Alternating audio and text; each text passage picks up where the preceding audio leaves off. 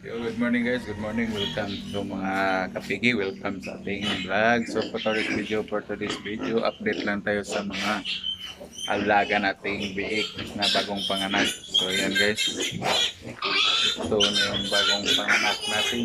Ayan. Tapos yan naturo ka ng iron. Hindi pa na ng iron yan guys. Malaki-laki na sila. Ilang araw na lang inahintay natin at pagkatindis niyan, pulat tayo ng indis ng iron sa kanila. Yan.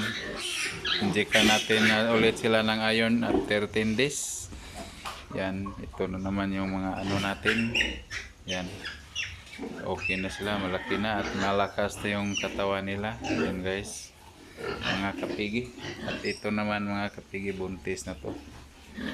Yan. Buntis na. Malaki na yung siya niya. At ito rin buntis. Yan. Yung ato na natin, alaga natin, buntis na yan. At ito mga kapigi, ito yung mga dumalaga natin. Yan, wala pa yan nakastahan. Yan mga kapigi, update lang tayo. At ito yung mga 2 months natin, 2 months old na to mula nung paghiwalay sa inahin. Pati dito. Yan, 2 months old na to mula ng pagkawalay sa inahin. Yan, mga 30 kilo o 40 kilo plus yan ang live weight niyan. At ito naman yung isa nating dumalaga. Yan.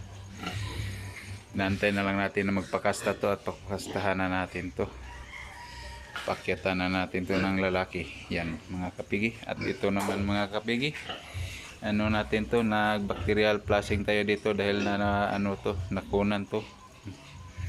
Yan, binabacterial flushing yan dahil nakunan yan.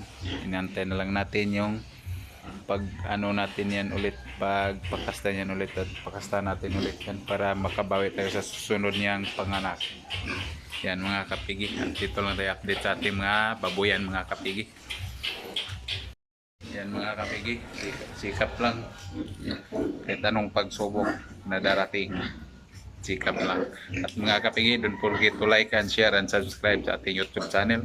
Yan lang mga kapigi yung update natin sa ating babuyan dito sa ating babuyan. Magandang umaga.